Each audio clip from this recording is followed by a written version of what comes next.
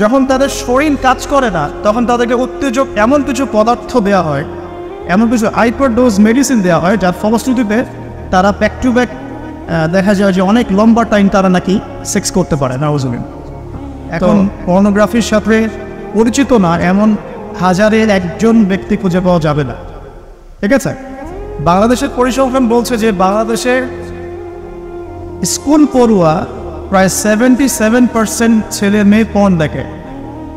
এটা আবার কথা নয়, বা আপনি গুগল করেন এবং দিন দিন মেয়েদের পর্ন দেখার প্রবণতা বাড়ছে, এটা লেখা আছে। শুধু তাই নয়, ওই 1896 সালের দিকে তারা যখন পর্নোগ্রাফি ছড়িয়ে দেয় মাত্র 7 মিনিটের একটা ভিডিও তারা প্রকাশ করছে, ঠিক আছে? এবং তার নামও তারা দিয়েছিল, আমার নামটা ঠিক খেয়াল নাই, আর আমি এগুলো ফিল্মস দেখিনি, আমি গুগলের নামটা দেখেছি কী নাম ছিল। তো তখন থেকে নিয়ে এই পর্যন্ত এই যে নীল সংস্কৃতি চালু করে দেয়া, এটা শুধু পশ্চিমাদের মধ্যে সীমাবদ্ধ থাকে নাই, পুরো বিশ্বের মধ্যে ছড়িয়ে দেওয়া হয়েছে। এবং আপনি পরিসংখ্যান দেখবেন যে এই নীল সংস্কৃতিতে সবচাইতে বেশি যারা পারদর্শী তারা হচ্ছে মার্কিন যুক্তরাষ্ট্রে, এবং এই ব্লু ফিল্মস পুরো বিশ্বে একটা ইন্ডাস্ট্রি চালু করেছে, এর নাম হচ্ছে পর্ন ইন্ডাস্ট্রি, ঠিক আছে? এবং আপনি এবার শুনলে অবাক হবেন যে এই পর্ন ইন্ডাস্ট্রি প্রতি বছরে $97 বিলিয়ন ব্যবসা করে। $97 বিলিয়ন ব্যবসা করে পর্ন ইন্ডাস্ট্রি সারা ওয়ার্ল্ডে। 1 বিলিয়ন সমান কত? 100 কোটি। 1 বিলিয়ন সমান 100 কোটি। 100 কোটি ডলার টাকা দিয়ে হিসাব করে দেখেন কত টাকা হয়। $97 বিলিয়ন ব্যবসা হয় প্রতি বছর এই পর্ন ইন্ডাস্ট্রির মধ্য দিয়ে। এবং এই ইন্ডাস্ট্রির ফিল্মসগুলো হলিউড বলিউডের চেয়ে বেশি শ্যুট করা হয়। এবং আমেরিকার লস অ্যাঞ্জেলেস নামক একটা জায়গা আছে না, এটাকে বলা হয় পর্নের স্বর্গরাজ্য। মানে এখানেই সব পর্নের শুটিংগুলো আগে হতো। একটা পর্যায় থেকে সেখান থেকে সরিয়ে ক্যালিফোর্নিয়া নিয়ে আসা হয়েছে। কখন সরানো হয়েছে? যখন সেখানকার প্রশাসন একটা আইন জারি করলো। কি আইন জারি করলো? যে এখানে শুটিং করতে হলে বাধ্যতামূলক কন্ডোম ব্যবহার করতে হয়। নাউজুবিল্লাহ পড়বেন না? তো তারা এটা ব্যবহার করার পক্ষপাতী না, তখন ওখান থেকে ইন্ডাস্ট্রি সরিয়ে ক্যালিফোর্নিয়ার দিকে নিয়ে যাওয়া হয়েছে। তো শুধু আমেরিকায় প্রতি বছর 10 থেকে 12 বিলিয়ন ডলারের ব্যবসা করে এখানে। দ্বিতীয় স্থানে আছে ইউরোপের কান্ট্রি ব্রিটেন, তারপরে আছে সাউথ আফ্রিকা, তারপরে অন্যান্য কান্ট্রি জার্মানি, এদিকে আপনার সুইডেন, ফিনল্যান্ড, আমাদের উপমহাদেশের অনেক কান্ট্রিও আছে, ঠিক আছে? তো এই যে নীল সংস্কৃতি সারা ওয়ার্ল্ডে তারা ছড়িয়ে দিল, এখান থেকে আমি একটা নাম চুজ করেছি আর কি, যে নীল দর্পণ। আমি কিন্তু লেকচারে এখানে যাইনি, জাস্ট ইন্ট্রোডাক্টরি কিছু কথা বললাম হবে যে নীল দর্পণ নামটা আমি কেন দিয়েছি এই কারণে। তো মূল লেকচারে যাওয়ার আগে আমি আপনাকে কয়েকটা পরিসংখ্যান দেখাই। তার আগে বলে দিই যে এর ফলশ্রুতিতে শুধু যে ধর্ষণ বেড়েছে এমনটা নয়, বরং সমকামিতাও বেড়েছে। এখনকার পরিসংখ্যান বলছে মার্কিন যুক্তরাষ্ট্রের 52% মানুষ মনে করে যে সমকামিতাকে স্বীকৃতি দেওয়া উচিত, এবং 41% মানুষ মনে করে দেওয়ার দরকার নেই। কিন্তু আইনত এটা লিগ্যালাইজড, এটা ওদের বাক স্বাধীনতা। এটা কানাডা অনেক আগেই করেছে, ব্রিটেনেও আছে, অস্ট্রেলিয়াও স্বীকৃতি দিয়েছে, এবং দিন দিন আস্তে আস্তে আমাদের ভারত থেকে শুরু করে আমাদের দেশে পর্যন্ত এগুলোর বিস্তার বেড়ে গেছে। এবং তারা এখন সংগঠন তৈরি করেছে, তাদের ফ্ল্যাগ আছে, তারা অধিকারের কথা বলে, তারা স্বীকৃতি চায়। এবং পর্ন সম্পর্কে পড়তে গেলে দেখলাম যে নর্মালি পর্নের যে ভিডিওগুলো হয় এগুলো হচ্ছে চলচ্চিত্রের মতো, জাস্ট যেমন একটা নায়ক নায়িকা শুটিং করে, গায়ক গায়িকা যেমন শুটিং করে, ঠিক এরকম করেই ফিল্মস শ্যুট করা হয়। আপনি যখন এটা সার্চ করবেন দেখবেন পর্ন ইন্ডাস্ট্রি থেকে বের হয়ে আসা কিছু ওদের কথা মতে পর্ন স্টার, তারা সাক্ষাৎকার দিয়েছে যে এই জগৎটার সম্পূর্ণটাই হচ্ছে মিথ্যা এবং ফেক। যা দেখানো হয় এটা টোটালি ফেক।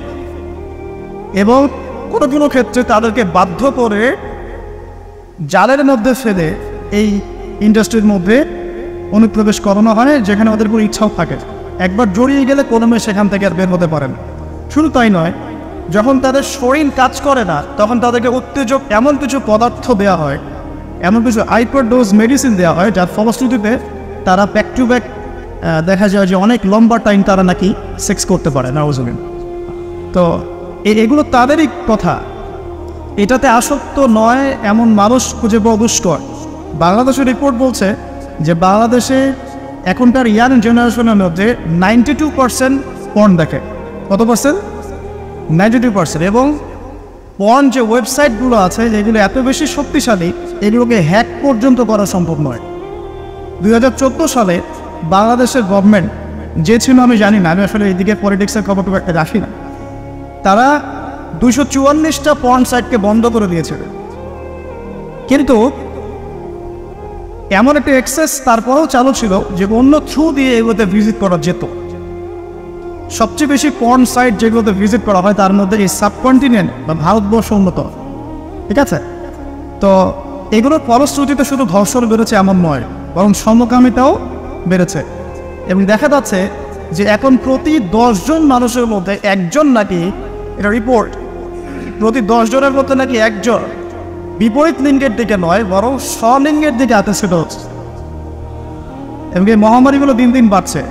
আমি যখন লেকচার শেষ করবো তখন আপনাকে আমি কিছু হাদিস শোনাবো নবী সাল্লাল্লাহু আলাইহি ওয়াসাল্লামের এই যুগ সম্পর্কে কিছু ভবিষ্যৎবাণী।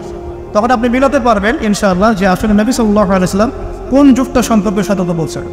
তো মূল লেকচারে যাওয়ার আগে আমি আপনাদের কিছু পরিসংখ্যান শোনাচ্ছি, একটু মনোযোগ দিয়ে শুনুন। যে সভ্যতার কথা আমি আপনাদেরকে বললাম, ওই সভ্যতার কিছু পরিসংখ্যান উল্লেখ করে আমি আপনাদেরকে লেকচারের সামনে দেখে দেবো ইনশাআল্লাহ তাআলা। একটা রিপোর্ট বলছে, এটা দৈনিক জনকণ্ঠকে ছাপানো হয়েছিল, এটা ছাপানো হয়েছিল 16 অক্টোবর 2020-এ, যে তারা ওয়ার্ল্ডের টপ 10 যে কান্ট্রিজ ধর্ষণের দিক থেকে, নারী নির্যাতনের দিক থেকে এদের একটা তালিকা তৈরি করে। এবং এই তালিকায় একটু গেস করেন কোন দেশ টপে আছে? যে বলে বুঝতে পারছি না, ইন্ডিয়াটা সবচেয়ে টপে আছে ইউএসএ, ঠিক আছে? আমি আপনাকে পরিসংখ্যান দেখাচ্ছি, তারপরে আমি মূল লেকচারে যাবো ইনশাআল্লাহ। যে দেখা যাচ্ছে পুরো ইউরোপের, পুরো পশ্চিমা সভ্যতা ইউরোপের যারা হচ্ছে এখনকার মধ্যবিত্ত কান্ট্রিগুলোর, উন্নয়নশীল কান্ট্রিগুলোর রোল মডেল বলি আমরা, তাই না? আমরা তো সবখানে ইউরোপ বানাতে চাই। ইভেন আমাদের দেখা যায় অনেক ক্ষেত্রে মিডল ইস্টের, মধ্যপ্রাচ্যের কোনো কোনো কান্ট্রির লিডার বলছে যে আমরা এত সালের মধ্যে মধ্যপ্রাচ্যকে ইউরোপ বানিয়ে ফেলবো, ঠিক আছে? তো আমরা ইউরোপ বানাতে চাই। তো ইউরোপের দেখা যায় যে 15 বছরের কম, পুরো ইউরোপে 15 বছরের কম 33% মানুষ, 33% মেয়ে 15 বছরের আগেই কারো না কারো দ্বারা শারীরিক নির্যাতনের শিকার হয়েছে, যৌন নির্যাতনের শিকার হয়েছে।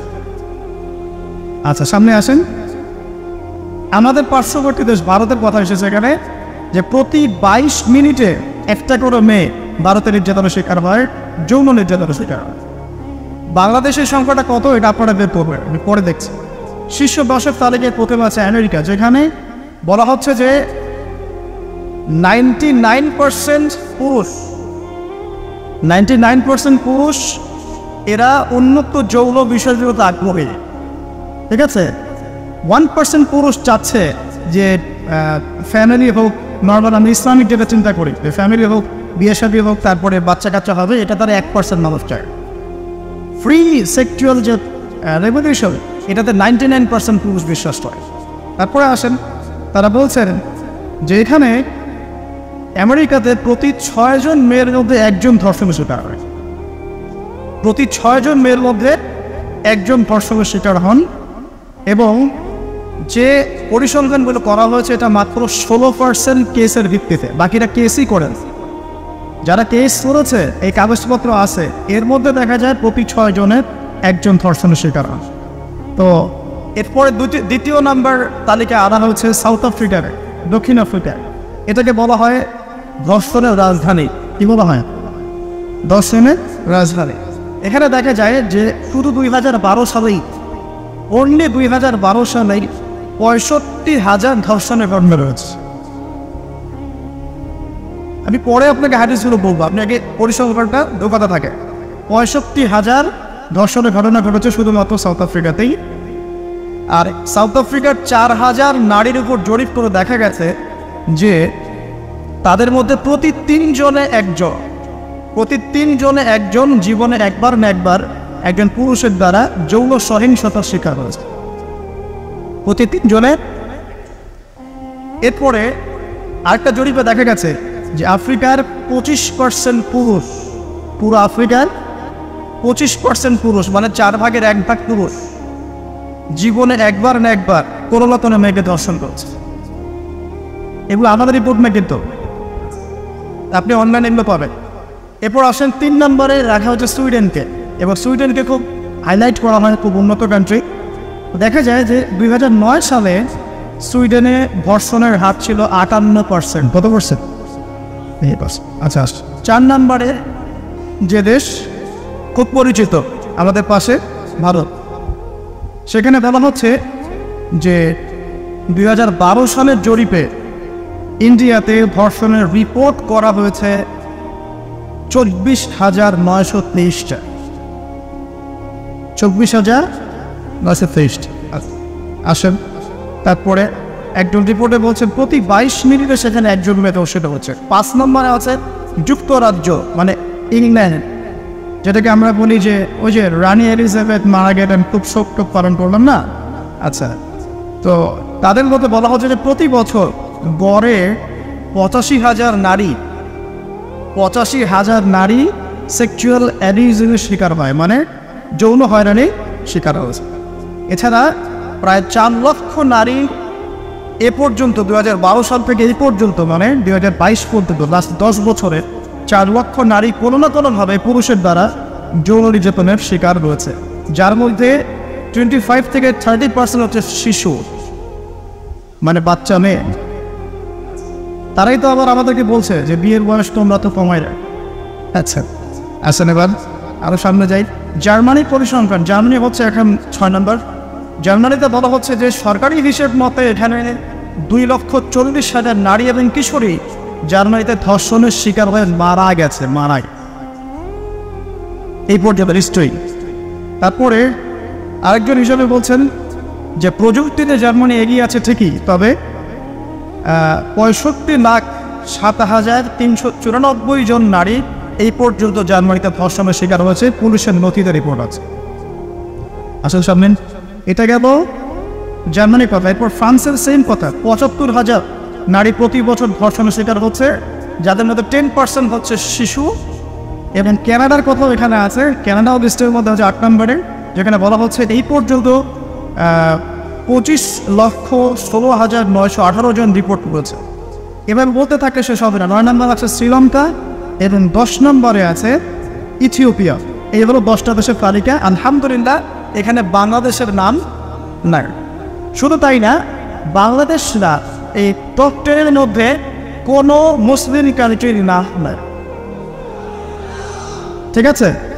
তো এরপরেও তারা দেখবেন বোরখা, হিজাব, নারীর স্বাধীনতা, নারীকে লুকিয়ে রাখছো, হ্যাঁ তোমরা পোশাক নিয়ে বেশি কথা বলো, বাড়াবে, এই কথাগুলো ওরাই এদেরকে শিখায়। এগুলোর ফলশ্রুতিতে শুধু ধর্ষণ বেড়েছে এমন নয়, বরং সমকামিতাও বেড়েছে। এবং দেখা যাচ্ছে যে এখন প্রতি 10 জন মানুষের মধ্যে একজন নাকি, এটা রিপোর্ট, প্রতি 10 জনের মধ্যে নাকি একজন বিপরীত লিঙ্গের দিকে নয় বরং স্বলিঙ্গের দিকে আকর্ষিত হচ্ছে। এমনি মহামারীগুলো দিন দিন বাড়ছে। আমি যখন লেকচার শেষ করবো তখন আপনাকে আমি কিছু হাদিস শোনাবো, নবী সাল্লাল্লাহু আলাইহি ওয়াসাল্লামের এই যুগ সম্পর্কে কিছু ভবিষ্যৎবাণী। তখন আপনি মিলাতে পারবেন ইনশাআল্লাহ যে আসলে নবী সাল্লাল্লাহু আলাইহি ওয়াসাল্লাম কোন যুগটা সম্পর্কে সতর্ক বলছেন। তো মূল লেকচারে যাওয়ার আগে আমি আপনাদের কিছু পরিসংখ্যান শোনাচ্ছি, একটু মনোযোগ দিয়ে শুনুন। যে সভ্যতার কথা আমি আপনাদেরকে বললাম, ওই সভ্যতার কিছু পরিসংখ্যান উল্লেখ করে আমি আপনাদেরকে লেকচারের সামনে দিকে দেবো ইনশাআল্লাহ তাআলা। একটা রিপোর্ট বলছে, এটা দৈনিক জনকণ্ঠকে ছাপানো হয়েছিল। এটা ছাপানো হয়েছিল 16 অক্টোবর 2020-এ। তারা ওয়ার্ল্ডের টপ 10 যে কান্ট্রিজ ধর্ষণের দিক থেকে নারী নির্যাতনের দিক থেকে এদের একটা তালিকা তৈরি করে এবং এই তালিকায় একটু গেস করেন কোন দেশ টপে আছে? যে বলে বুঝতে পারছি না। ইন্ডিয়ার সবচেয়ে টপে আছে ইউএসএ। ঠিক আছে, আমি আপনাকে পরিসংখ্যান দেখাচ্ছি, তারপরে আমি মূল লেকচারে যাবো ইনশাআল্লাহ। যে দেখা যাচ্ছে পুরো ইউরোপের, পুরো পশ্চিমা সভ্যতা ইউরোপের যারা হচ্ছে এখনকার মধ্যবিত্ত কান্ট্রিগুলোর, উন্নয়নশীল কান্ট্রিগুলোর রোল মডেল বলি আমরা, তাই না? আমরা তো সবখানে ইউরোপ বানাতে চাই। ইভেন আমাদের দেখা যায় অনেক ক্ষেত্রে মিডল ইস্টের, মধ্যপ্রাচ্যের কোনো কোনো কান্ট্রির লিডার বলছে যে আমরা এত সালের মধ্যে মধ্যপ্রাচ্যকে ইউরোপ বানিয়ে ফেলবে। ঠিক আছে, তো আমরা ইউরোপ বানাতে চাই। ইউরোপের দেখা যায় যে 15 বছরের কম, পুরো ইউরোপে 15 বছরের কম 33% মানুষ, 33% মেয়ে 15 বছরের আগেই কারো না কারো দ্বারা শারীরিক নির্যাতনের শিকার হয়েছে, যৌন নির্যাতনের শিকার হয়েছে।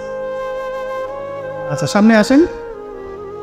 আমাদের পার্শ্ববর্তী দেশ ভারতের কথা এসেছে এখানে, যে প্রতি 22 মিনিটে একটা করে মেয়ে ভারতের নির্যাতনের শিকার হয়, যৌন নির্যাতনের শিকার। বাংলাদেশের সংখ্যাটা কত এটা আপনারা বের করবেন, আমি পরে দেখছি। শীর্ষ 10-এর তালিকায় প্রথমে আছে আমেরিকা, যেখানে বলা হচ্ছে যে 99% পুরুষ, 99% পুরুষ এরা উন্মুক্ত যৌন বিষয়গুলোতে আগ্রহী। ঠিক আছে, 1% পুরুষ চাচ্ছে যে ফ্যামিলি হোক, নর্মাল আমি ইসলামিক যেটা চিন্তা করি, ফ্যামিলি হোক, বিয়ে শাদী হোক, তারপরে বাচ্চা কাচ্চা হবে, এটা তারা 1% মানুষ চায়। ফ্রি সেক্সুয়াল যে রেভলিউশন, এটাতে 99% পুরুষ বিশ্বাস করে। তারপরে আসেন, তারা বলছেন যে এখানে আমেরিকাতে প্রতি 6 জন মেয়ের মধ্যে একজন ধর্ষণের শিকার, প্রতি 6 জন মেয়ের মধ্যে একজন ধর্ষণের শিকার হন। এবং যে পরিসংখ্যানগুলো করা হয়েছে এটা মাত্র 16% কেসের ভিত্তিতে, বাকিরা কেসই করেন। যারা কেস করেছে, এই কাগজপত্র আছে, এর মধ্যে দেখা যায় প্রতি 6 জনের একজন ধর্ষণের শিকার। তো এরপরে দ্বিতীয় নাম্বার তালিকায় আনা হয়েছে সাউথ আফ্রিকা, দক্ষিণ আফ্রিকা। এটাকে বলা হয় ধর্ষণের রাজধানী। কি বলা হয়? ধর্ষণের রাজধানী। এখানে দেখা যায় যে শুধু 2012 সালেই, অনলি 2012 সালেই 65,000 ধর্ষণের ঘটনা রয়েছে। আমি পরে আপনাকে হাদিসগুলো বলবো, আপনি আগে পরিসংখ্যানটা ঢোকাতে থাকে। 65,000 ধর্ষণের ঘটনা ঘটেছে শুধুমাত্র সাউথ আফ্রিকাতেই। আর সাউথ আফ্রিকার 4,000 নারীর উপর জরিপ করে দেখা গেছে যে তাদের মধ্যে প্রতি 3 জনে একজন জীবনে একবার না একবার একজন পুরুষের দ্বারা যৌন সহিংসতার শিকার হয়েছে, প্রতি 3 জনে। এরপরে আরেকটা জরিপে দেখা গেছে যে আফ্রিকার 25% পুরুষ, পুরো আফ্রিকার 25% পুরুষ, মানে 4 ভাগের 1 ভাগ পুরুষ জীবনে একবার না একবার কোনো না কেন মেয়েকে ধর্ষণ করেছে। এগুলো আমাদের রিপোর্ট না, কিন্তু আপনি অনলাইনে এগুলো পাবেন। এরপর আসেন 3 নম্বরে রাখা হচ্ছে সুইডেনকে, এবং সুইডেনকে খুব হাইলাইট করা হয়, খুব উন্নত কান্ট্রি। দেখা যায় যে 2009 সালে সুইডেনে ধর্ষণের হার ছিল 58%। কত %? 4 নম্বরে যে দেশ খুব পরিচিত আমাদের পাশে ভারত, সেখানে বলা হচ্ছে যে 2012 সালের জরিপে ইন্ডিয়াতে ধর্ষণের রিপোর্ট করা হয়েছে 24,923। 24,923 আসলে। তারপরে একজন রিপোর্টে বলছে প্রতি 22 মিনিটে সেখানে একজন মেয়ে ধর্ষিত হচ্ছে। 5 নম্বরে আছে যুক্তরাজ্য, মানে ইংল্যান্ড, এটাকে আমরা বলি যে ওই যে রানী এলিজাবেথ মারা গেলেন, খুব শোক পালন করলাম না। আচ্ছা, তো তাদের মধ্যে বলা হচ্ছে যে প্রতি বছর গড়ে 85,000 নারী সেক্সুয়াল অ্যাবিউজের শিকার হয়, মানে যৌন হয়রানির শিকার হয়েছে। এছাড়া প্রায় 4 লক্ষ নারী এ পর্যন্ত 2012 সাল থেকে এই পর্যন্ত, মানে 2022 পর্যন্ত, লাস্ট 10 বছরে 4 লক্ষ নারী কোনো না কোনোভাবে পুরুষের দ্বারা যৌন নির্যাতনের শিকার হয়েছে, যার মধ্যে 25 থেকে 30% হচ্ছে শিশু, মানে বাচ্চা মেয়ে। তারাই তো আবার আমাদেরকে বলছে যে বিয়ের বয়স তোমরা তো কমাই দেয়। আচ্ছা আচ্ছা নিবান সামনে যাই। জার্মানির পরিসংখ্যান, জার্মানি হচ্ছে এখন 6 নম্বর। জার্মানিতে বলা হচ্ছে যে সরকারি হিসেব মতে এখানে 2,40,000 নারী এবং কিশোরী জার্মানিতে ধর্ষণের শিকার হয়ে মারা গেছে। এই পর্যন্ত নিশ্চয়ই। তারপরে আরেকজন হিসাবে বলছেন যে প্রযুক্তিতে জার্মানি এগিয়ে আছে ঠিকই, তবে 65,07,394 জন নারী এই পর্যন্ত জার্মানিতে ধর্ষণের শিকার হয়েছে, পুলিশের নথিতে রিপোর্ট আছে। আসলে সামনে এটা গেল জার্মানি কথা। এরপর ফ্রান্সের সেম কথা, 75,000 নারী প্রতি বছর ধর্ষণের শিকার হচ্ছে, যাদের মধ্যে 10% হচ্ছে শিশু। এবং ক্যানাডার কথাও এখানে আছে, ক্যানাডাও লিস্টের মধ্যে হচ্ছে 8 নম্বরে, যেখানে বলা হচ্ছে এই পর্যন্ত 25,16,918 জন রিপোর্ট করেছে। এবার বলতে থাকে শেষ হবে না। 9 নম্বর আছে শ্রীলঙ্কা এবং 10 নম্বরে আছে ইথিওপিয়া। এই হলো 10টা দেশের তালিকা। আলহামদুলিল্লাহ এখানে বাংলাদেশের নাম নাই। শুধু তাই না, বাংলাদেশ না, এই টপ 10 মধ্যে কোনো মুসলিম কান্ট্রির নাম নাই। ঠিক আছে?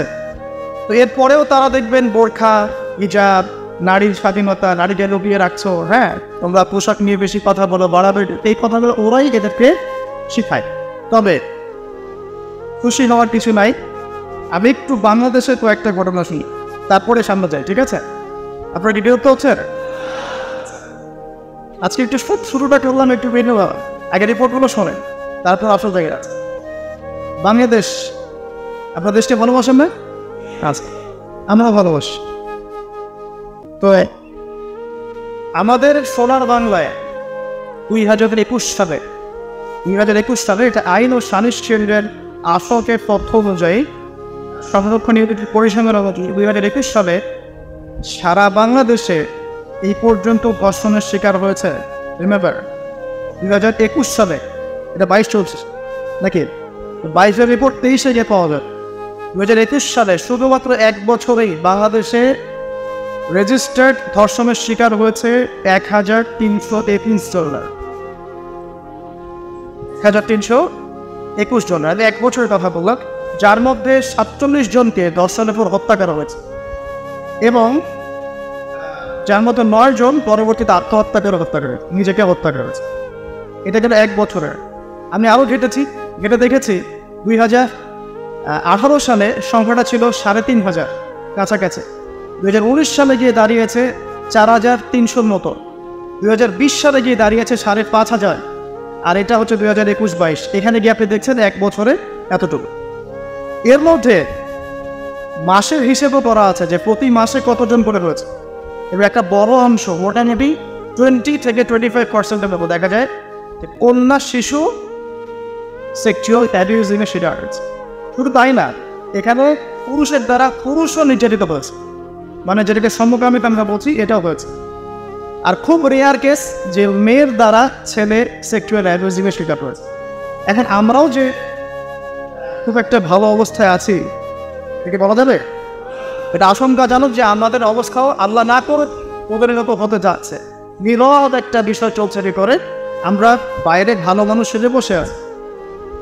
এখন আসেন এই পরিসংখ্যানগুলো জানার পরে আমরা একটু সামনের দিকে যাই।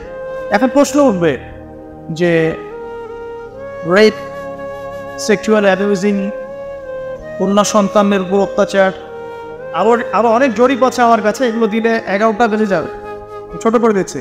এখানে আমার কাছে মাদকের পরিসংখ্যান আছে, ঠিক আছে, যে মাদকের কী পরিসংখ্যান চলছে। আমার কাছে এটাও পরিসংখ্যান আছে যে বাংলাদেশের লিগ্যালাইজড কতগুলো পতিতালয় আছে। কে বলতে পারবে?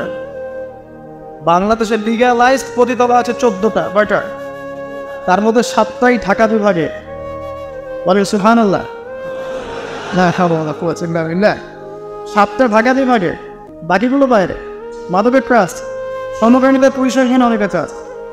এতে করে দিলে আপনাদের মাথা দিতে পারবেন না। আমি শুধু একটা জায়গায় ফোকাস করতে যাচ্ছি যে ধর্ষণের পরিসংখ্যান বিশ্বে এবং দেশে, সমকামীদের পরিসংখ্যান, আপনার চাইল্ড অ্যাবিউজিং বা বাচ্চাদের প্রতি নির্যাতনের পরিসংখ্যান, যৌতুকের পরিসংখ্যান, শ্বশুর বাড়ির কর্তৃক নারীর উপর নির্যাতন, হ্যাঁ, মেয়েদেরকে পাচার করা, ধর্ষণের উপর হত্যা করা, গণধর্ষণ করা, এগুলো পরিসংখ্যান ভয়াবহ। এক কথা এগুলো পরিসংখ্যান কি ভয়াবহ। এখন আসেন, স্বাভাবিক ওই প্রশ্ন আসবে, এখন কারণটা কি, এগুলো কারণ কি, কেন হচ্ছে, আমরা কেন শক্ত করে প্রতিরোধ করতে পারছি না, সামনে কি আরো বাড়বে কি না, সলিউশন কি, এটাই তো আমাদের মাথায় আসে, তাই না? এই বিষয়টার সাথেই আজকের লেকচার নীল দর্পণের সম্পর্ক আছে। আমরা এতক্ষণ যে পরিসংখ্যানগুলো শুনেছি, এখান থেকে আমাদের মনে প্রশ্ন যাচ্ছে একটাই, যে আমরা এই অবস্থার সম্মুখীন হচ্ছি কেন? চলমান এই নৈতিক অবক্ষয়ের কারণ কি? এর পিছনে কি শুধু পুরুষের দৃষ্টিভঙ্গি দায়ী, নাকি পোশাকের কোনো ভূমিকা আছে, নাকি ইসলাম এখানে সমাধান দিতে পারে কি না, নাকি ইসলামের বাইরে কোনো কিছু এর সমাধান দিবে, ঠিক আছে, নাকি আইনই পারে এগুলো হাত বন্ধ করতে? অনেক প্রশ্ন ঘুরপাক খাচ্ছে। তো এখন আমরা এগুলো সম্পর্কে আলোচনা করব ইনশাআল্লাহ, কীভাবে এখান থেকে আমরা উত্তরণের পথ খুঁজে পাবো এবং সমস্যাগুলোকে সলভ করতে পারবো ইনশাআল্লাহ। পর্যন্ত আমি যে কথাগুলো বলেছি শুধুমাত্র পরিসংখ্যান এবং এদের নীল সংস্কৃতি সম্পর্কে কিছু কথা বলেছি, যে ওরা কীভাবে পর্ন ছড়িয়ে দিল, কীভাবে ওদের সভ্যতায় ধর্ষণের সংখ্যা বাড়তে থাকলো, এবং ওয়ার্ল্ডের টপ 10 কান্ট্রির মধ্যে কীভাবে তারা জায়গা করে নিয়েছে সেরা ধর্ষণের দেশগুলোর মধ্যে, যেখানে আলহামদুলিল্লাহ মুসলিমদের কোনো দেশের নাম নাই। উদ্বিগ্নতার জায়গা এখানেই যে ক্রমশ মুসলিম কান্ট্রিগুলোতে এই সমস্যাটা বাড়ছে। এমনকি বাংলাদেশের মতো কান্ট্রিতেও আমি একটা পরিসংখ্যান দেখালাম যে শুধুমাত্র 2022 সালের মধ্যেই প্রায় 1323 জন মেয়েকে রেজিস্টার্ড ধর্ষণ করা হয়েছে।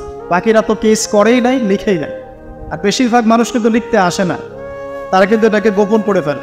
তার মধ্যে অনেকেই আত্মহত্যা করেছে এবং অনেককে ধর্ষণের পর হত্যাও করা হয়েছে, ঠিক আছে। এবং এদের মধ্যে কিন্তু 20+ বাচ্চা মেয়েরাও আছে। তো এই জায়গা থেকে আসলে এগুলোর কারণ কি, উত্তরের পথ কি, ইসলাম এই বিষয়ে কোনো সমাধান দেয় কি না, ঠিক আছে, বা ইসলাম কিভাবে এই জাহিলিয়াতগুলোকে দূর করে একটা আলোকিত সমাজ প্রতিষ্ঠা করবে, এবং আমাদের করণীয় কি, এই বিষয়গুলো কি জানা দরকার নেই? আচ্ছা, কারণ যদি আমেরিকার মতো অবস্থা আল্লাহ না করে হয়, যেমনটা বললাম প্রতি 6 জনে একটা মেয়ে রেপ হচ্ছে, তার মানে প্রতি 6টা পরিবারে একটা মেয়ে ধর্ষণের শিকার। ওই 6টা পরিবারের মধ্যে আপনার আমার পরিবার থাকবে না এমনটা হতে পারে? নাও হতে না। তো আপনারও কেউ থাকতে পারে, আমারও কেউ থাকতে পারে, নাউজুবিল্লাহ, না কেউ। তো তারপরে তো আইন শাসন সে তার জায়গায় কাজ করবে, কিন্তু যা চলে যাওয়া তা তো চলেই যাবে। তো এই যে অবক্ষয় এবং নীল সংস্কৃতির মহামারী, এখানে ইসলামিক সলিউশন নিয়ে আমরা একটু কথা বলব। তো কথা বলার আগে আমি আপনাদেরকে এমন একটা ঘটনায় নিয়ে যেতে যাচ্ছি, যেই ঘটনাটা এই পুরো মহাবিশ্বের মধ্যে একটা হিস্টোরিক্যাল ঘটনা। পুরো মহাবিশ্বে একটা ঐতিহাসিক, সবচেয়ে রোমাঞ্চকর, একটা অ্যামেজিং একটা ঘটনা পুরো মহাবিশ্বে ঘটেছে, যেখান থেকে সভ্যতা শুরু হয়েছে। আমরা এখন ওইখান থেকে কথা বলা শুরু করবো ইনশাআল্লাহ, ঠিক আছে? চলে। আল্লাহ রাব্বুল আলামিন প্রথমে একা ছিলেন, এবং আল্লাহ পাক যখন কোনো কিছু ছিল না তখনও ছিলেন, যখন কোনো কিছু থাকবে না আল্লাহ তখনও থাকবেন। এবার আল্লাহ রাব্বুল আলামিন এই মহাবিশ্বকে সৃষ্টি করলেন কত দিনে? মাত্র 6 দিনে, ঠিক আছে। সৃষ্টি করার আগে আল্লাহ পাক আরশ সৃষ্টি করেছিলেন, এবং তারপরে কলম সৃষ্টি করেছেন, এবং কলম দিয়ে আল্লাহ রাব্বুল আলামিন পুরো তাকদীর লিখে ফেলেছেন কিয়ামত পর্যন্ত কি হবে আর না, ঠিক আছে। এবং একটা সময় পর্যন্ত মানুষের কোনো ধারণাই মহাবিশ্বে ছিল না, মানুষ বলে কিছু আছে এরকম কোনো কনসেপ্টই ছিল না মহাবিশ্ব। সূরা দাহারের 1 নম্বর আয়াতটা পড়ে দেখেন। অনেক পরে মানুষের সৃষ্টি হয়েছে মহাবিশ্ব, অনেক পরে। এর আগে আল্লাহ পাক অন্য মাখলুক সৃষ্টি করেছেন, জিন সৃষ্টি করেছেন, ফেরেশতা সৃষ্টি করেছেন ইত্যাদি। তো এই ঘটনা আল্লাহ পাক বলছেন সূরা বাকারা এবং সূরা আরাফ, এখানে মিক্স করে আমি বলছি। আল্লাহ পাক বলছেন, ওয়াইয ক্বালা রাব্বুকা লিল মালাইকা ইন্নী জাইলুন ফিল আরদি খলিফা। আল্লাহ পাক ফেরেশতাদেরকে ডেকে বলছেন যে আমি পৃথিবীতে আমার খলিফা পাঠাতে চাই, আল্লাহর খলিফা। তো আল্লাহর খলিফাকে, যে ব্যক্তি আল্লাহ পাকের বিধিবিধান মেনে চলে সে আল্লাহর খলিফা, তাই তো। যে আল্লাহ পাকের বিধিবিধান মানে না, এর প্রচার করে না বা প্রতিষ্ঠাও করে না বা আল্লাহর বিধানের 5 পয়সা তোয়াক্কা করে না, সে কি আল্লাহর খলিফা? সে শয়তানের খলিফা। এই তো এখন ফেরেশতাগণ বললেন যে আপনি কি এমন কাউকে সৃষ্টি করবেন যে পৃথিবীতে গিয়ে ফাসাদ সৃষ্টি করবে আর রক্তপাত ঘটাবে? আমি খুব শর্ট করে বলছি। এখন দেখুন ওয়ার্ল্ডের দিকে তাকিয়ে মানুষ কিন্তু এই দুইটা কাজই করছে, হয় ফিতনা ফাসাদ সৃষ্টি করছে অথবা দেখবেন রক্তপাত ঘটাচ্ছে। বিশ্বের দিকে তাকান, এক কান্ট্রি আরেক কান্ট্রির এগেনস্টে মানে পারমাণবিক যুদ্ধ না বাধাতে গুণ হচ্ছে না। হ্যাঁ, মানে পারমাণবিক যুদ্ধের দিকে ওয়ার্ল্ডকে না নিয়ে গেলে এদের গুণ হচ্ছে। কোন সভ্যতা এই কাজটা করছে? ওই সভ্যতা যে নীল দর্পণ ছড়িয়েছে, ওই সভ্যতা যারা ওই যে দীনবন্ধু মিত্রের যে কথা বললাম, ওই নীল দর্পণের সেই শোষক শ্রেণী, ওই সভ্যতা এই কাজটা করছে। এবং আমি যে সালটা মেনশন করেছি যে 1896 দিকে প্রথম পর্ন মুভি যারা চালু করেছে, ঠিক ওই সময়ই তারা জায়নিস্ট মুভমেন্টে চালু করেছে। ঠিক ওই সময় থেকেই দেখবেন জায়নিস্ট মুভমেন্ট সারা ওয়ার্ল্ডে রুল করছে। ওই সময় থেকে 150 বছরে তারা ওয়ার্ল্ডের সব কিছু একটা নিয়ন্ত্রণ করা শুরু করেছে। ওইদিকে আমি যাচ্ছি না, এদিকে আসেন। আল্লাহ পাক ফেরেশতাদের কাছ থেকে যে দুটো কথা শুনলেন, আপনি কি এমন কাউকে সৃষ্টি করবেন পৃথিবীতে যে হয় ফাসাদ সৃষ্টি করবে অথবা রক্তপাত ঘটাবে? পৃথিবীতে মানুষ এখন তাই করছে, এভরি সিঙ্গেল সেক্টর মানুষ ফাসাদ সৃষ্টি করছে। এবার এসে দেখেন আল্লাহ পাক বলেন ইন্নী আ'লামু মা লা তা'লামুন, আমি যা জানি তোমরা তা জানো না। মানে এর বাইরেও আল্লাহর এমন কিছু নিবেদিত প্রাণ বান্দা থাকবে যারা আল্লাহ পাকের হুকুম আহকাম কায়েমন ও বাক্যে মেনে চলে, আছে না? এদেরকেই বলা হয় মুসলিম। আদম আলাইহিস সালাম মুসলিম ছিলেন না? নূহ আলাইহিস সালাম মুসলিম ছিলেন, নবী মুসা, ইব্রাহিম, ঈসা সবাই মুসলিম ছিলেন না? তো যুগে যুগে যারাই আল্লাহ পাকের আদেশ মেনে চলেছে এরা সবাই মুসলিম ছিলেন। ইসলাম নতুন কোনো ধর্ম নয়, কিন্তু এটা চির প্রাচীন একটা রিলিজন। এটাই সবচেয়ে সনাতন রিলিজন, ঠিক আছে? এটা সবচেয়ে প্রাচীন রিলিজন এবং সবচেয়ে নতুন, সবচেয়ে আধুনিক। তো আল্লাহ পাক এটাই বলছেন ইন্নী আ'লামু মা লা তা'লামুন, আমি যা জানি তোমরা সেটা জানো না। এবার আল্লাহ রাব্বুল আলামিন আদম আলাইহিস সালামকে সৃষ্টি করলেন। কি থেকে সৃষ্টি করলেন? কাদা মাটি থেকে। মনে থাকবে তো নাকি? কি থেকে সৃষ্টি করলেন? কাদা মাটি থেকে। এবার আদম আলাইহিস সালামকে সৃষ্টি করে আল্লাহ রাব্বুল আলামিন সমস্ত নাম শিক্ষা দিলেন। এখানে নাম মানে হচ্ছে জ্ঞান, নাম মানে শুধু আব্দুর রহমান, আব্দুর রহিম এই বিষয়টা নয়, কিন্তু নাম মানে পুরো মহাবিশ্বের যে মৌলিক জ্ঞানগুলো, যে জ্ঞানগুলো উপকারী, যা আদম আলাইহিস সালাম নিতে পারবেন, আল্লাহ পাক সেগুলো তাকে শিক্ষা দিলেন। শিক্ষা দেওয়ার পরে ফেরেশতাদের সামনে তাকে হাজির করে উপস্থাপন করে আল্লাহ পাক বললেন যে তোমরা এই নামগুলো বলে দাও দেখি। তো কোনো ফেরেশতা এই নামগুলো বলতে পারবো না। তারা বলল লা ইলমা লানা ইল্লা মা আল্লামতানা, আল্লাহ আমাদের তো জ্ঞান নাই, যে আপনি শিখিয়েছেন অতটুকু জ্ঞান আছে, এগুলো আমরা জানি না। আল্লাহ পাক আদম আলাইহিস সালামকে বললেন তুমি নামগুলো বলে দাও। আদম আলাইহিস সালাম এবার দেধারসে সব নাম বলে দিলেন। তো এই জ্ঞানতাত্ত্বিক বিজয়ের ফলেই আল্লাহ রাব্বুল আলামিন এবার বললেন ওয়াইসকুলনা লিল মালাইকাতি ইসজুদু লি আদম। আল্লাহ পাক এবার ফেরেশতাদেরকে বললেন তোমরা এখন আদমকে সিজদা করো। তো আল্লাহ পাক সমস্ত ফেরেশতাদেরকে দিয়ে আমাদের পিতা আদম আলাইহিস সালামকে সিজদা করালেন। একটু ভেবে দেখুন যে আমাদের পিতা আদম আলাইহিস সালাম, তাকে আল্লাহ পাক পুরো মহাবিশ্বের সমস্ত ফেরেশতাদেরকে দিয়ে সিজদা করিয়েছে। আমরা সেই আদমের সন্তান। তো এখন যখন আমরা নামাজ পড়ি না, যাকাত দেই না, রোজা রাখি না, হ্যাঁ, সুদ খাই, ঘুষ খাই, জেনা করি, দুর্নীতি করি, তখন কি আমাদের মধ্যে এই ফিলিংসটা কাজ করে যে আমরা সে আদমের সন্তান আলাইহিস সালাম, আমাদের পিতাকে আল্লাহ পাক এত সম্মানিত করেছিলেন, ফেরেশতাদেরকে দিয়ে সিজদা করিয়েছেন? আমরা কিন্তু এটা ফিলিংস আমাদের মধ্যে কাজ করে না। যাই হোক, আল্লাহ পাক বললেন ফাসাজাদু, সবাই সিজদা করলো ইল্লা ইবলিস। কে করলো না? ইবলিস করলো না। একটা নতুন সত্তাকে পেলাম, এর নাম কি? ইবলিস। এ কি ফেরেশতা না জিন? এ জিন, কানা মিনাল জিন। আচ্ছা, সে জিনদের মধ্যে একজন ছিল। সে কিন্তু অনেক জ্ঞানী ছিল এবং আল্লাহ পাকের অনেক বেশি ইবাদত করেছিল এবং মহাবিশ্ব সম্পর্কে কিন্তু ওর জ্ঞান আছে, ঠিক আছে? এবার আসেন, সিজদা না করার কারণ হিসেবে আল্লাহ পাক তাকে জিজ্ঞাসা করলেন মা মানাআকা আল্লা তাসজুদা ইযা আমারতুক, তোমাকে যে আমি আদেশ করলাম আদমকে সিজদা করো, তুমি কেন সিজদা করলেন? আল্লাহ পাক তাকে জিজ্ঞাসা করলেন কেন সিজদা করলেন? মা মানাআকা, কি তোমাকে বারণ করল? আল্লাহ পাকে কি জিজ্ঞাসা করার কোনো দরকার আছে? আল্লাহ পাকের আদেশ লঙ্ঘন করেছে, আল্লাহ পাক বের করে দিতে পারতেন, তাই না? আল্লাহ পাক জিজ্ঞাসা করলেন। দেখেন কৈফিয়ত, জবাবদিহিতা। এবার ইবলিস বলছে যে আনা খায়রুম মিন, আমি তার চেয়ে উত্তম, আমি আদমের থেকে উত্তম। খালাকতানি মিন নার ওয়া খালাকতাহু মিন তিন, আমাকে তুমি সৃষ্টি করেছো আল্লাহ আগুন দিয়ে, আদমকে সৃষ্টি করেছো মাটি দিয়ে, আমি কেন তাকে সিজদা করব? তাহলে এখানে ইবলিস আল্লাহকে বোঝানোর চেষ্টা করছে যে আল্লাহ আপনি ভুল, আমি সঠিক না। ব্যাপারটা তাই না, যে আমি তার থেকে উত্তম, আমি কেন তাকে সিজদা করব? সে তো মাটির তৈরি, আমি তো আগুনের তৈরি। মানে সে নিজেকে সঠিক প্রমাণ করার চেষ্টা করলো এবং আদা ওয়াস্তাকবার, সে অবাধ্য হলো, অহংকারে প্রদর্শন করলো।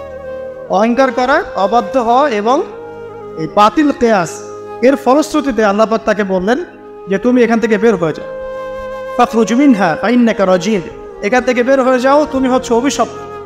ঠিক আছে, মাযউমান মাদউরা, অভিশপ্ত হয়ে লাঞ্ছিত হয়ে এখান থেকে নেমে।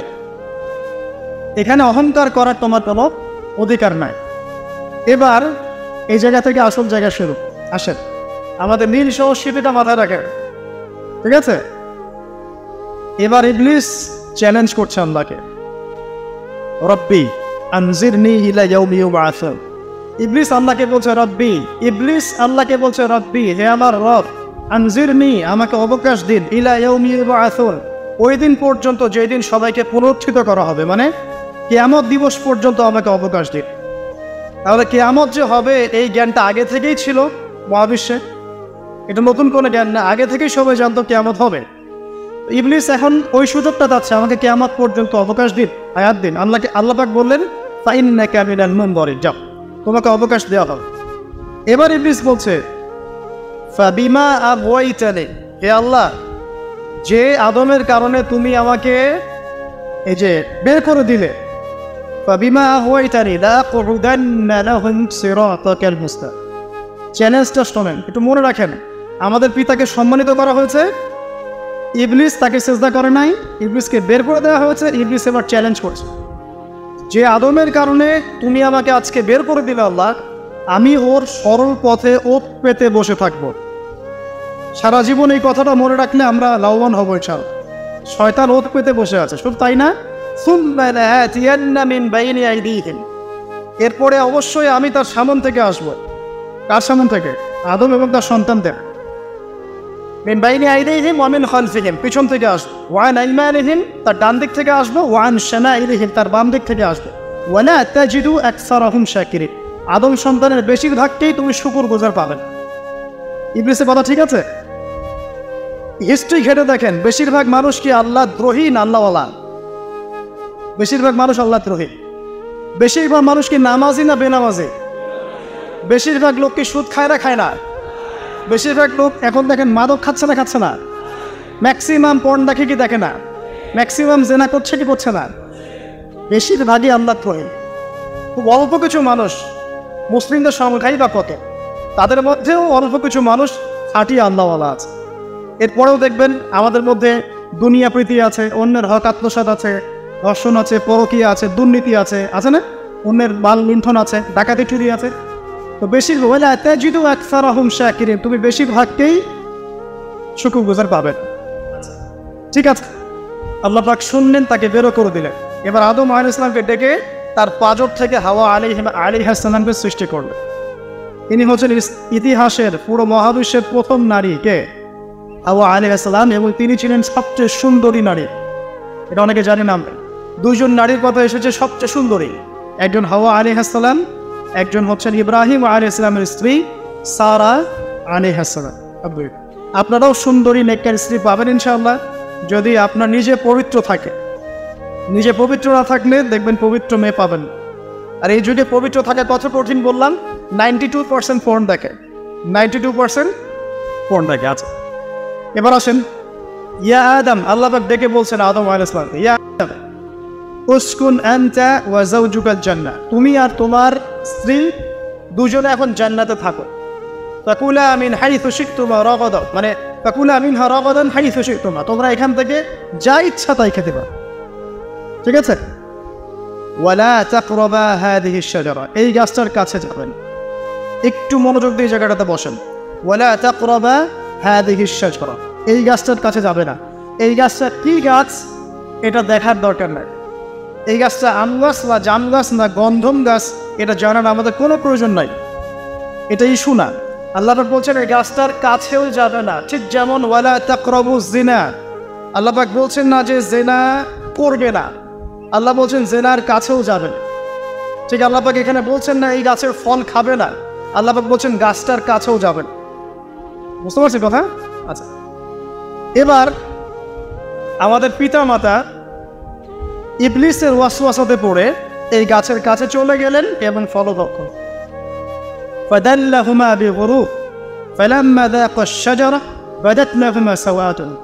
এখান থেকে আপনার আমার কথা, যখনই আমাদের পিতামাতা গাছের কাছে গেলেন, শয়তান যখনই পিতামাতাকে ডিসিভ করলেন, সর্বপ্রথম যে ঘটনাটা ঘটল সেটা হচ্ছে আমাদের পিতামাতার গায়ে যে জান্নাতি পোশাক ছিল পোশাকটা খুলে পড়ে গেল।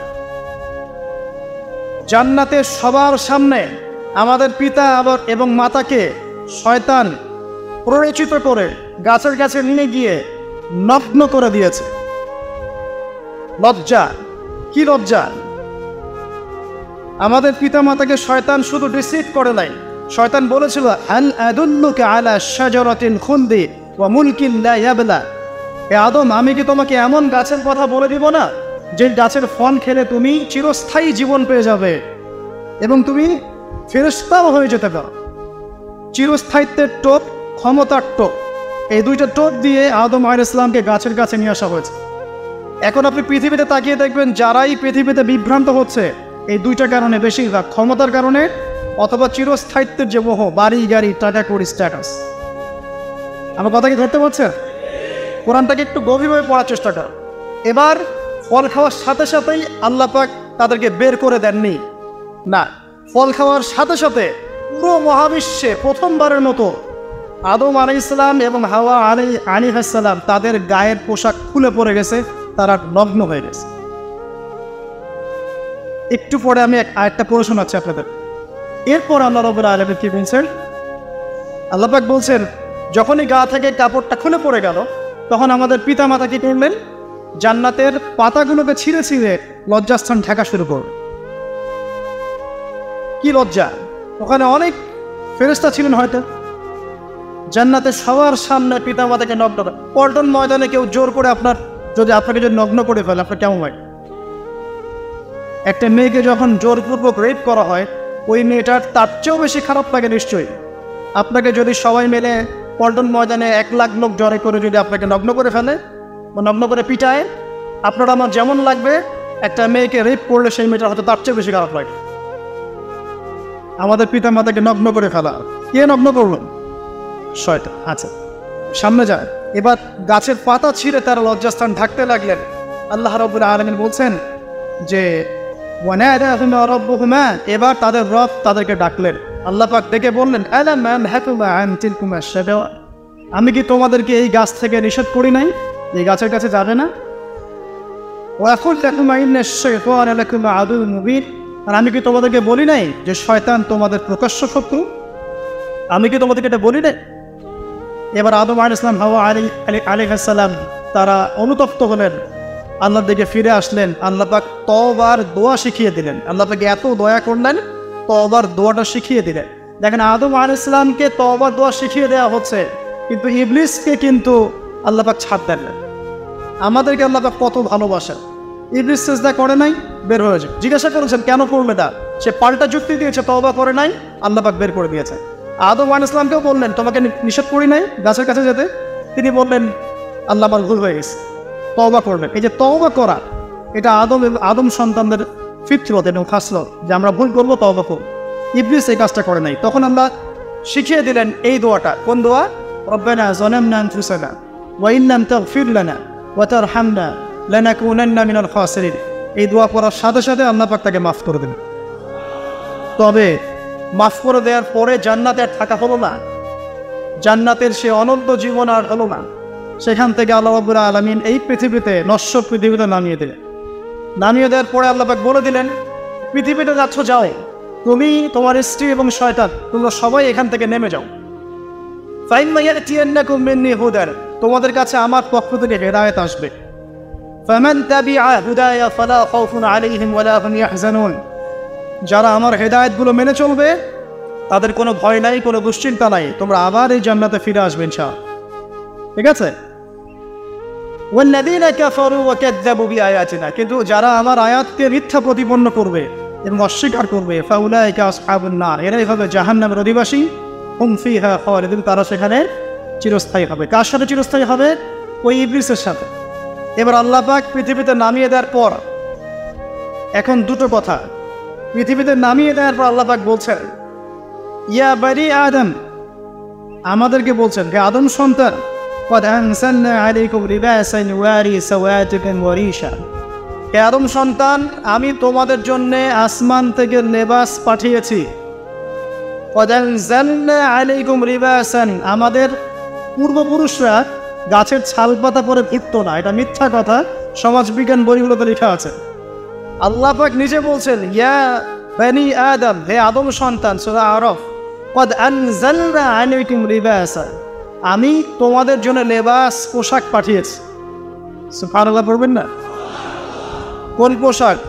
জান্নাতে তো পোশাক খুলে গেল, আল্লাহ পাক পোশাক পাঠালেন, যে পোশাক দিয়ে ইউআরি সাওয়াতিকুম ওয়ারিশা, তোমরা তোমাদের লজ্জাস্থানকে আবৃত করবে এবং সৌন্দর্য শোভা বর্ধিত করবে। ওয়ালিবাসুত তাকওয়া যালিকা খায়র, তবে মনে রেখো তাকওয়ার যে পোশাক এটা সবচেয়ে উত্তম। তাকওয়ার পোশাক মানে বাহ্যিক হতে পারে, রুহের পরিশুদ্ধতাও হতে পারে। রুহের পরিশুদ্ধতাকেও তাকওয়া বলা হয়। আর লিবাসুত তাকওয়া এমনও বলা যায়, আমরা নর্মাল যে পোশাকটা পরি এর চাইতে ঢিলে ঢালা একটা পোশাক পরা, যেটাতে আমাদের তাকওয়া পরহেজগারিতা বোঝা যায়। এদিকে আমি পরে আসছি ইনশাআল্লাহ। যালিকা মিন আয়াতিল্লাহ, আল্লাহ পাক বলছেন পোশাক হচ্ছে আল্লাহ পাকের নিদর্শন। পোশাক কি? আয়াত। আল্লাহ পাকের নিদর্শন হচ্ছে পোশাক। পোশাক কার সাথে সম্পৃক্ত তাহলে? পোশাক কার সাথে সম্পৃক্ত? আল্লাহর সাথে সম্পৃক্ত। পোশাক হচ্ছে আল্লাহ নিদর্শন। এই চন্দ্র, সূর্য, গ্রহ, নক্ষত্র, ইনসান, এগুলো যেমন আল্লাহ নিদর্শন, ড্রেস কোড, পোশাক হচ্ছে আল্লাহ পাকের নিদর্শন। যালিকা মিন আয়াতিল্লাহ লাআল্লাকুম ইয়াযাক্কারুন, লাআল্লাহুম ইয়াযাক্কারুন, যাতে করে তারা উপদেশ গ্রহণ করতে পারে। এই আয়াত থেকে আমরা বুঝতে পারছি যে পোশাক আল্লাহ পাক নাজিল করেছেন, এটা আল্লাহ পাকের নিদর্শন। এবার সবচেয়ে ইম্পর্টেন্ট আয়াত, আল্লাহ রাব্বুল আলামিন বলছেন, লিসেন ভেরি কেয়ারফুলি, ইয়া বানি আদম, শুনুন, আল্লাহ পাক বলছেন, হে বনু আদম। কাদেরকে বলছেন? বনু আদম মানে কারা? আমরা। আল্লাহ পাক এবার আমাদেরকে বলছেন, ইয়া বানি আদম, হে বনু আদম, লা ইয়াফতিনান্নাকুমুশ শাইতান, খুব ভালো করে শোনেন ভাই। সিজদা ইবলিস করলো না, অহংকার প্রদর্শন করল, আল্লাহর সাথে চ্যালেঞ্জ করল, আল্লাহ রাব্বুল আলামিন ওকে বের করে দিলেন। আদম আলাইহিস সালাম এবং আমাদের মাকে জান্নাতে রাখলেন, ফলের কাছে, গাছের কাছে যেও না, চলে গেলেন। তারপর তারা নগ্ন হয়ে গেলেন, পোশাক খুলে পড়ে গেল। এত কিছুর পরেও আল্লাহ পাক ক্ষমা করে দিলেন, ক্ষমা করে দুনিয়াতে হেদায়েত পাঠালেন, আবার জান্নাতে যাওয়ার প্রতিশ্রুতি দিলেন, পোশাকও নাজিল করলেন। এবার আরো একটা কথা বলছেন আল্লাহ, এটা হচ্ছে লা ইয়াফতিনান্নাকুমুশ শাইতান, দেখো তোমাদেরকে শয়তান যেন ওর ফিতনায় না ফেলে। লা ইয়াফতিনান্নাকুমুশ শাইতান কামা আখরাজা আবাওয়াইকুম মিনাল জান্নাহ, ঠিক যেভাবে শয়তান তোমাদের পিতামাতাকে জান্নাত থেকে বের করে দিয়েছিল, এভাবে শয়তান যেন তোমাদেরকে আর ফিতনায় ফেলতে না পারে। মানে পৃথিবীতে শয়তান যেন তোমাদেরকে এমনভাবে প্ররোচিত করতে না পারে যে তোমরা আবার জান্নাতে যাওয়া থেকে বঞ্চিত হয়ে যাও, আবার জাহান্নামের পথে হেঁটে যাও। মনে রেখো যে ইয়ানজিউ আনহুমা লিবাসাহুমা লিয়ুরিয়াহুমা সাওআতিহিমা, এটা হচ্ছে কথা। তোমরা মনে রেখো, হে বনু আদম, তোমরা মনে রেখো যে শয়তান কিন্তু তোমাদের পিতা মাতার পোশাক খুলে ফেলেছে, যাতে করে তাদের সতর এবং লজ্জাস্থান উন্মোচিত হয়ে যায়। ইন্নাহু ইয়ারাকুম হুয়া ওয়া কাবিলুহু মিন হাইসু লা তারাউনাহুম, শয়তান এবং তার দলবল তোমাদেরকে এমন জায়গা থেকে দেখতে পারে যেখানে তোমরা তাদেরকে দেখতে পারো না। খুব ইম্পর্টেন্ট কথা, আল্লাহ পাক খুব সতর্ক করছেন আমাদেরকে যে বনু আদম, তোমাদেরকে শয়তান যেন আবার ফিতনায় ফেলতে না পারে, ঠিক যেমন করে তোমাদের পিতা মাতাকে ফিতনায় ফেলেছে। মনে রেখো, তোমাদের পিতা মাতাকে কিন্তু শয়তান গায়ের কাপড় খুলে ফেলেছে। তাহলে এখান থেকে আমরা কি বোঝাচ্ছেন? আর এখনকার সিচুয়েশন কেমন? গায়ের পোশাক, পর্দা, শালীনতা, ঠিক আছে, তাকওয়ার পোশাক, এগুলো যেন আমাদের গা থেকে কেউ খুলতে না পারে, আল্লাহ পাক এখানে সর্বোচ্চ সতর্ক করছেন আমাদের। ঠিক আছে কথা? তাহলে বোঝা যাচ্ছে যারা এখন আমাদের গা থেকে এই শালীনতার পোশাককে খুলে ফেলতে চায়, তারা নিঃসন্দেহে শয়তানের এজেন্ট হয়ে কাজ করছে। কোরআন থেকে মিলছে কি দলিল? কোরআন থেকে কি দলিল মিলেছে? আল্লাহ পাক বলছেন শয়তান থেকে সতর্ক থেকো, কারণ শয়তান কিন্তু তোমাদের পিতা মাতার গা থেকে পোশাক খুলে ফেলেছিল জান্নাতে। অতএব তোমরা দুনিয়াতে যখন থাকবে, তোমাদের গায়ের পোশাক, তোমাদের স্ত্রী সন্তান, তোমাদের পর্দা, তোমাদের রুচিবোধ, তোমাদের যে আত্মিক শুভ্রতা বা আধ্যাত্মিকত্ব এবং একই সাথে তোমাদের তাকওয়ার পোশাক, এগুলোকে হেফাজত করো। এগুলো যেন তোমাদের গা থেকে কেউ খুলতে না পারে। শয়তান কিন্তু খুলেছিল জান্নাতে। তাহলে আমরা বুঝতে পারছি যে এখনকার এই চলমান বিশ্বে যে সভ্যতাই বলেন, যে দেশই বলেন, যে সংগঠন বলেন, যে গুটি কয়েক মানুষ বলেন, বা যে কোনো মুভমেন্টের কথাই বলেন, বা কোনো দর্শন বা স্কুল অফ থট, যারা ক্লোথ খুলে ফেলার, ড্রেস কোড উঠিয়ে দেওয়ার, নগ্নতার, অশালীনতার প্রচার প্রসারের পিছনে কাজ করছে, বুঝতে কি বাকি আছে এরা কার এজেন্ট? এরা কার হয়ে কাজ করছে? কোরআন কি কথা বলছে না? তাহলে কোরআনের সূরা আরাফটা পড়ুন, তাহলে বুঝতে পারবেন। যে কাজ শয়তান করেছিল জান্নাতে আমাদের পিতামাতার সাথে, ওই কাজ এই চলমান সময়ের মানুষ শয়তানরা করছে আমাদের সাথে।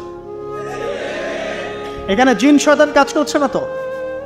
এখানে চলমান সময়ের মানুষ শয়তানরা আমাদের এবং আমাদের মা বোনদের গা থেকে কাপড় খুলে ফেলার চেষ্টা করছে। যেই কাজটা শয়তান করেছিল জান্নাতে, আল্লাহ পাক সেটাই বলছেন, হে বনু আদম, খুব খেয়াল রেখো, লা ইয়াফতিনান্নাকুম, তোমাদেরকে যেন ফিতনায় ফেলতে না পারে। কামা আখরাজা আবাওয়াইকুম মিনাল জান্নাহ, যেমন করে তোমাদের পিতামাতাকে জান্নাত থেকে শয়তান বের করে দিয়েছে।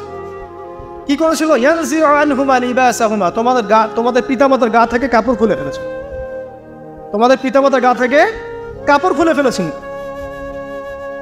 খেয়াল রাখি কথাটা, যাতে করে তাদের লজ্জাস্থান দেখিয়ে দেয়া যায়। এরপর থেকে আল্লাহ পাক এই যে পৃথিবীর সিলসিলা শুরু হল। শুধু তাই নয়, আল্লাহ পাক তাদের সম্পর্কে বলছেন, যারা এই কাজগুলো করে তাদেরকে আমি শয়তানের ওলি বানিয়ে দিয়েছি। মানে এদেরকে শয়তান ওয়াসওয়াসা দেয়, প্রলোভিত করে, এবং জিন শয়তান মানুষ শয়তানকে ওয়াসওয়াসা দেয়। আল্লাহ পাক আরও বলছেন যে ওয়াইদা ফাআলু ফাহিশাতান, শেষ হয়নি, শোনেন এত চমৎকার আয়াতগুলো, আমি লোভ সামলাতে পারছি না।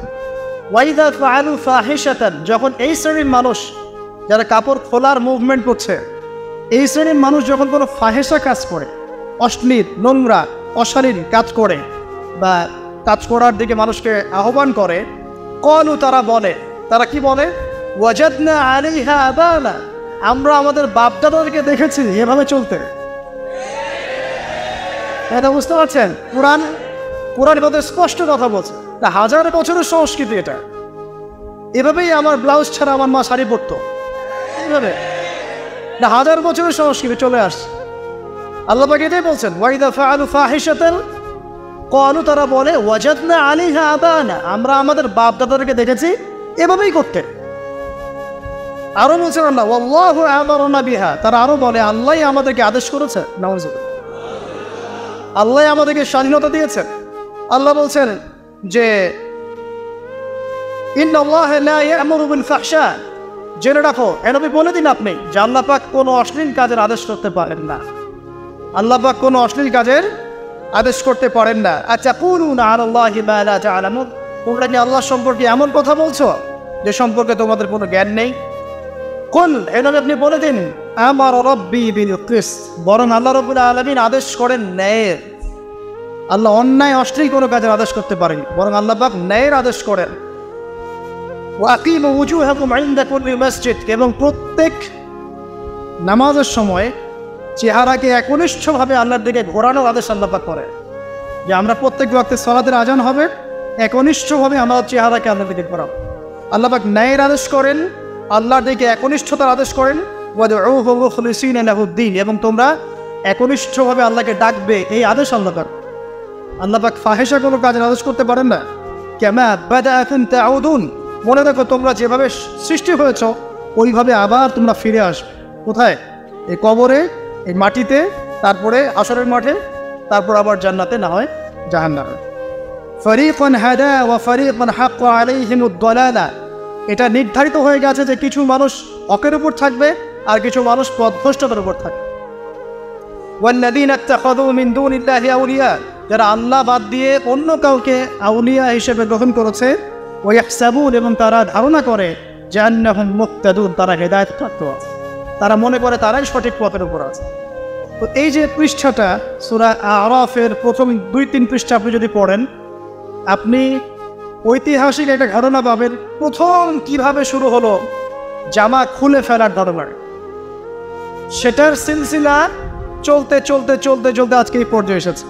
আমি সিলসিলা দেখাচ্ছি, একটু সময় দেন। এরপর যখন আল্লাহ পাক দুনিয়ায় পাঠিয়ে দিলেন, পাঠানোর পর আল্লাহ পাক পোশাকও নাজিল করলেন, এই আয়াতগুলো নাজিল করলেন, সতর্ক থেকো আর যেন পোশাক খুলতে না পারে। এই কারণেই হয়তোবা এই কারণেই পৃথিবীর বড় বড় যে রিলিজিয়নগুলো আছে, আদম আলাইহিস সালাম থেকে শুরু করে মুহাম্মদ সাল্লাল্লাহু আলাইহি ওয়াসাল্লাম পর্যন্ত, প্রত্যেক প্রধান ধর্মের ধর্মগ্রন্থে আপনি পাবেন পর্দার কথা। শুধু ইসলামে না, এটা রং কনসেপ্ট। শুধু ইসলামে পর্দার কথা আছে, এটা ভুল কথা। অন্যান্য প্রতিটা ধর্মগ্রন্থেই হোক, সেটা তাওরাত, ওল্ড টেস্টামেন্ট বা নিউ টেস্টামেন্ট, বা আপনার বেদ, প্রতিটা ধর্মগ্রন্থেই আপনি পর্দার কথা পাবেন। বেদের মধ্যে লেখা আছে যে পরপুরুষের সামনে যেন উন্মুক্তভাবে কোনো নারী না যায়, সেজন্য আওয়াজ করে না হাঁটে, সেজন্য তার চক্ষু নিচু রাখে। এই কথাগুলো কোরআনে নাই? আছে। ওল্ড টেস্টামেন্টে আছে যে কোনো মেয়ে যদি তার চুল দেখায়, তার শাস্তি হচ্ছে ওর চুল কেটে ফেলতে হবে। এটা খ্রিস্টানদের ধর্মগ্রন্থ। জিউস, যারা সারা বিশ্বে মুসলিমদের উপর নির্যাতন করছে, ওদের ধর্মগ্রন্থেও লেখা আছে ইসহাক আলাইহিস সালাম যখন আসছেন তখন একজন বেগানা নারী, তিনি নিজেকে পর্দা ডেকে ফেলছেন। তো পর্দার কথা শুধুমাত্র ইসলামে আছে এমন নয়। আমরা যদি পুরো হিস্ট্রিটা ঘাঁটি, আদম থেকে মুহাম্মদ সাল্লাল্লাহু আলাইহি ওয়াসাল্লাম পর্যন্ত দেখবে প্রত্যেক প্রধান ধর্মগ্রন্থেই এই পর্দার কথাটা আছে, সান্যতার কথা আছে, এবং আপনার তাকওয়ার পোশাকের কথা আছে, চক্ষু নিচু করার কথা আছে, এবং এই অশ্লীলতা, জেনা, ব্যভিচার, পরকীয়া থেকে দূরে থাকার কথা আছে। তাহলে এটা কেন? কারণ আল্লাহ পাক যে বলছেন, মনে রেখো শয়তান যে তোমাদের বাবা মার পোশাক খুলে ফেলেছিল, তার মানে আদম সন্তানরা এটা ভালো করেই মনে রেখেছিল। কথা বুঝতে পারছেন? এবার আপনি কোরআন ঘেটে ফেলেন। আদমের পরে নূহ আলাইহিস সালাম, ইব্রাহিম আলাইহিস সালাম, আপনার এই যে হুদ, সালেহ, নবী মুসা, ঈসা, পুরোটা ঘেটে ফেলেন। আপনি আমাকে একটা কম দেখান, একটা জাতি দেখান যে জাতিটা কাপড় খুলে নগ্ন হওয়ার কারণে আল্লাহর আযাবে ধ্বংস হয়েছে। একটা কম দেখ আছে? আমি দেখাবো, আছে। আপনি আমাকে দেখান। আপনি কি? হ্যাঁ, লূত আলাইহিস সালাম। আমি আসছি ওইদিকে পরে। আদম থেকে নিয়ে মুহাম্মদ সাল্লাল্লাহু আলাইহি ওয়াসাল্লাম পর্যন্ত অনেক পাপের কারণে অনেক কম ধ্বংস হয়েছে। শিরিক করেছে, আল্লাহ ডুবিয়ে মেরে দিয়েছে। মাপে কম দিত, ভূমিকম্পে মেরে দিয়েছে। মানুষকে পিটাতো, আল্লাহ পাক বজ্রপাত দিয়ে ধ্বংস করেছে। ঠিক আছে? এই যে ফেরাউনের দলবল মুক্তি পেল, ওদেরকে আল্লাহ পাক শাস্তি দিলেন। আপনার নমরুদের কথা বলেন, ফেরাউনের কথা বলেন, কওমে নূহের কথা বলেন, আদ সামুদের কথা বলেন, যার কথাই বলেন দেখবেন হয় শিরক, কুফর, তারপর মাপে কম দেয়া, অহংকার, মানুষ হত্যা, ঠিক আছে, সমকামিতা, এইসব কারণে ধ্বংস করা হচ্ছে। কিন্তু নগ্ন হয়ে ঘোরার কারণে, বুঝতে পারছি না, বেপরদায় চলার কারণে আল্লাহ পাক কোনো কওমকে ধ্বংস করেছেন এমন সরাসরি কোনো এক্সাম্পল দিতে পারবেন? খুব রেয়ার, খুব সূক্ষ্মভাবে খুঁজতে হবে। এর কারণ কি জানেন? কারণ সভ্যতার শুরু থেকে ওই যে ঘটনাটা ঘটলো, তারপর থেকে মানব জাতি সচেতন ছিল যে তারা পোশাক উন্মুক্ত করে ঘুরতো না কেউ, আর যাই করুক না কেন পোশাক ঠিক রাখত।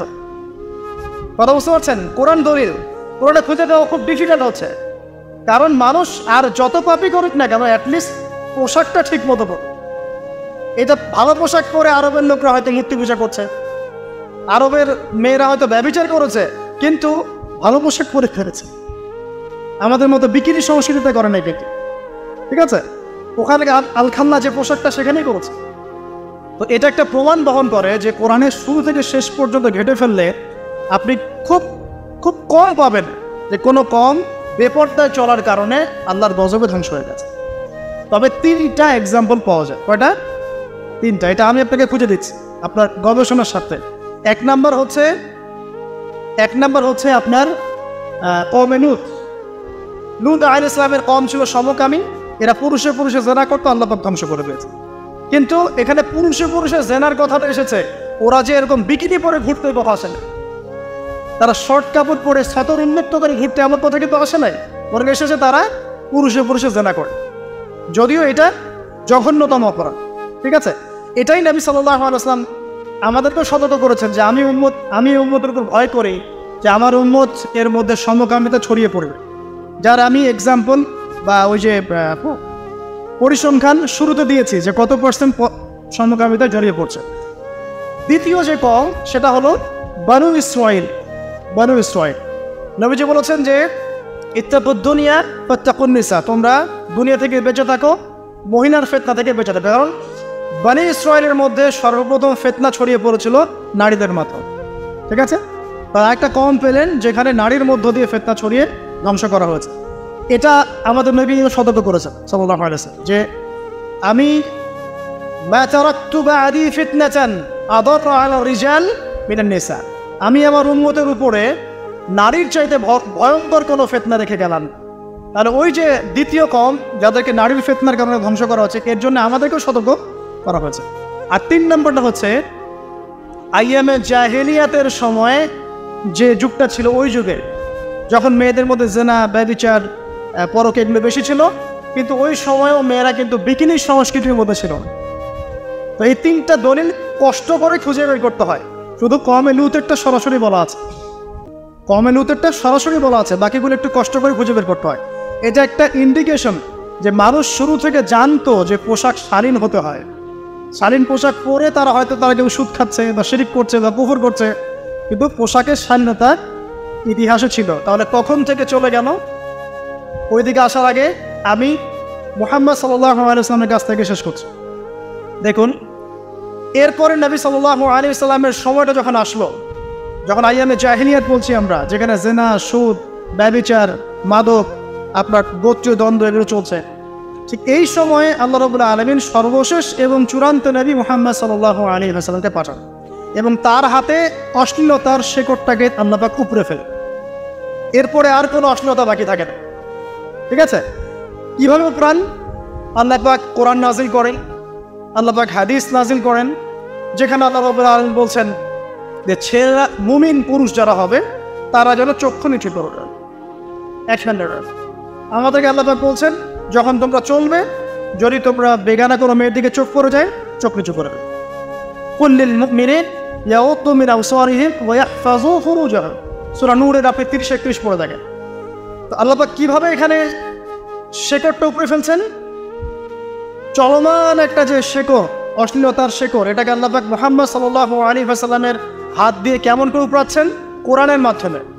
আল্লাহ পাক প্রথমে ছেলেদেরকে বলছেন চোখ নিচু করো, লজ্জাস্থান হেফাজত করো। আবার মেয়েদেরকে বলছেন কুল্লিল মুমিনাত ইয়াগদুদনা মিন আবসারিহিন্না ওয়া ইয়াহফাযনা ফুরুজাহুম, মহিলাদেরকেও বলছেন যে মেয়েরা আছো তোমরাও তোমাদের চোখ নিচু করবে, লজ্জাস্থান হেফাজত করবে এবং যতটুকু দেখা যায় স্বাভাবিক, এর বাইরে কোনো কিছু প্রদর্শন করবে না। আবার সূরা আহজাবে যান, আল্লাহ পাক বলছেন কুল লিআজওয়াজিকা ওয়া বানাতিকা ওয়া নিসাইল মুমিনিন, হে নবী আপনি আপনার স্ত্রী, সন্তান, আপনার স্ত্রী, আপনার মেয়ে, মুমিনদের নারীদেরকে বলুন তুদনিনা আলাইহিন্না জালাবিবিহিন্না, তোমরা ঘরে থাকো, ঘর থেকে বের হয় না, বিনা প্রয়োজনে জাহিলি যুগের মতো করে তোমরা বাইরে চলাফেরা করো না, এবং বের হলে তোমরা কি করবে? বক্ষদেশ, তোমাদের যে দেহ আছে এটাকে সুন্দর করে পুরো চাদর দিয়ে আবৃত করে বেরো। তো আল্লাহ পাক কোরআন দিয়ে আমাদেরকে এই অশ্লীলতার শেকড়টা উপড়াচ্ছেন। চোখ নিচু করো, চোখ নিচু করো, এই ছেলে তুমিও নিচু করো, মেয়ে তুমিও নিচু করো। তারপরে ঘর থেকে বিনা প্রয়োজনে বের হয় না মেয়েরা, মেয়ের হলেও হিজাব করে বের হও। ছেলেদেরকে বলছেন যে তোমাদের পোশাক হতে হবে এইরকম, সতর এরকম থাকবে, তাকওয়ার পোশাক আরও উত্তম। মেয়েদেরকে হিজাব করতে বলছেন। শুধু পর্দার বিধান দিয়ে আল্লাহ খাদ্য হচ্ছে না, এটা গেল শুধু একটা রুলস।